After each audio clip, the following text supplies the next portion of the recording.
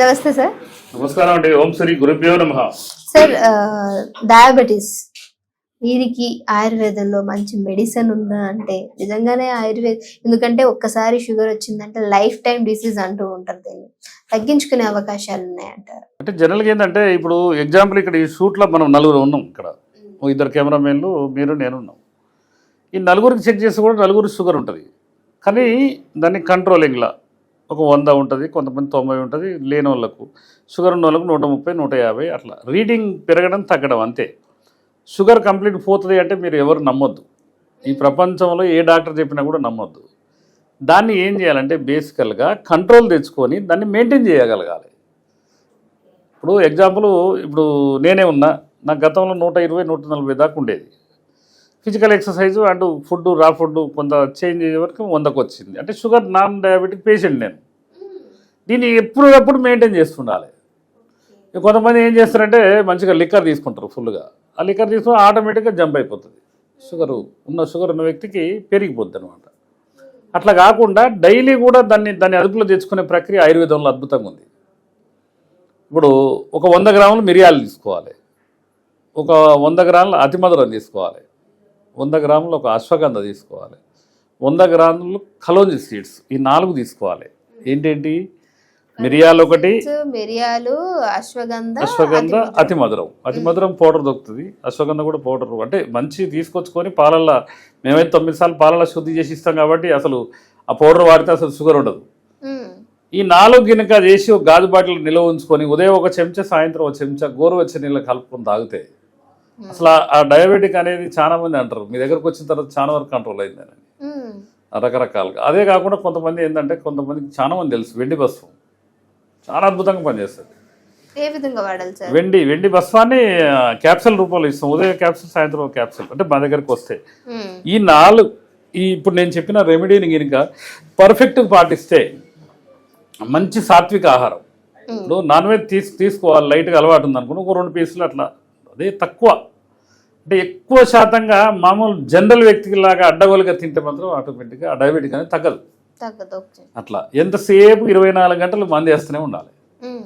కాబట్టి ఏంటంటే ఈ మిరియాలు, ఈ ప్రక్రియ, ఈ మిరియాలు, కలోంజి, అతిమధురం, అశ్వగంధ ఎక్సలెంట్ ఉంటుంది. అది కనుక ఉదయం ఒక చెంచా, సాయంత్రం ఒక చెంచా తీసుకుంటే, ఇక జనరల్గా ఏదో మనిషి మానవుడు అన్నప్పుడు ఈ నాలుక ఏంటంటే రుచుల పుట్ట, ఏదో ఒకటి తింటుంటారు, అది చేస్తుంటారు, ఇది చేస్తుంటారు. కాబట్టి ఈ రెమెడీ ఉదయం ఒకసారి, సాయంత్రం ఒకసారి తీసుకుంటే చాలా ఎక్సలెంట్ ఉంటుంది. ఇంకొకటి ఏంటంటే చాలా మందికి తెలిసి తెలియక రకరకాలుగా అంటారు.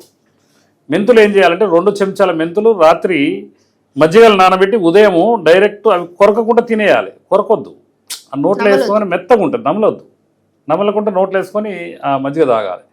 ఉదయం 2 చెంచాలు నానబెట్టి రాత్రి 2 చెంచాలు నానబెట్టి ఉదయం మజ్జిగల్నే.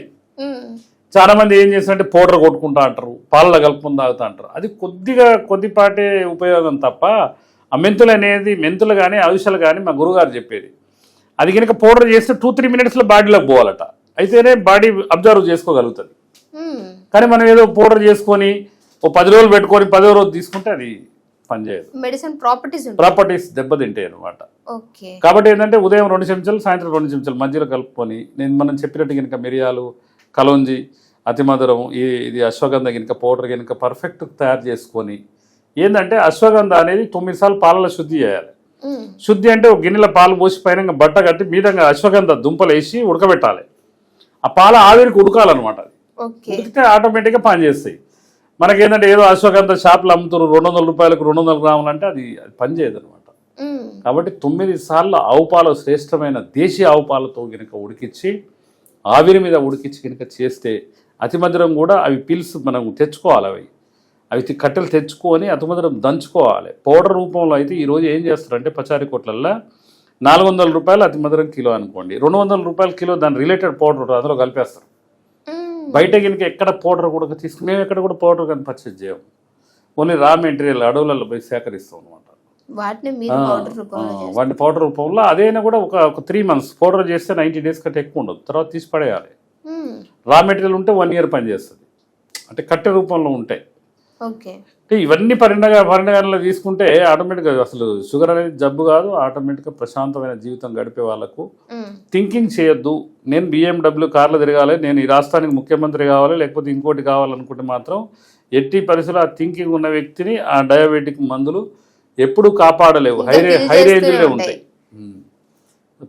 సాత్విక ఆహారము, సాధారణ జీవితం ఏంటంటే ఇదే భగవంతుడు ఇచ్చిన, ఆ పరమశివుడు ఇచ్చిన, ఇది ఆ సూర్యభగవానుడు ఇచ్చిన ఇదే అనుకోవాలి.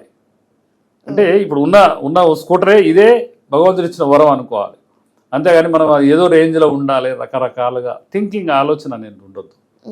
కాబట్టి అట్లా ఈ విధంగా కనుక లైఫ్ స్టైల్ మీద లోడ్ పడకుండా, టెన్షన్ పడకుండా ప్రశాంతంగా 8 hours నిద్రపోవాలి. చాలామంది ఏం చేస్తారంటే నేను 4 o'clock లేస్తుంటారు. 4 o'clock లేచే వ్యక్తి 7 o'clock పడుకోవాలి, 7:30కో 8కో పడుకోవాలి. ఎందుకంటే ఎట్టి పరిస్థితుల్లో మినిమం ఒక 10 hours, 8 hours, 6 hours deep sleep పోవాలి.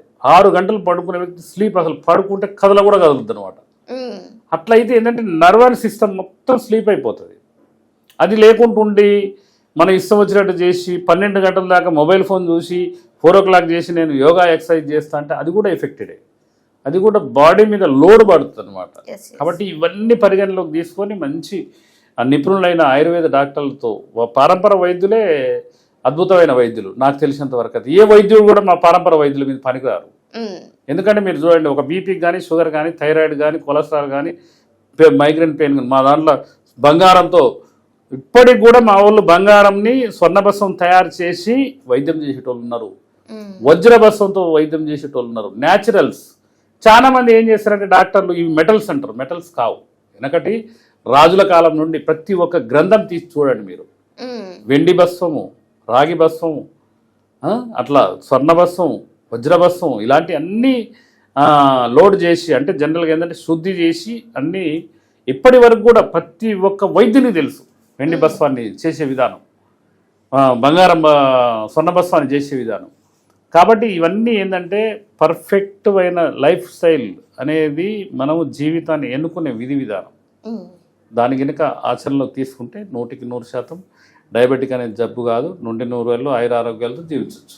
ఓకే సార్, విన్నారు కదా, డయాబెటిక్ అనేది జబ్బు కాదు. ఖచ్చితంగా దాన్ని మెయింటైన్ చేసుకోగలిగితే డెఫినెట్గా దీని నుంచి బయటపడవచ్చు. Thank you so much. ధన్యవాదాలండి.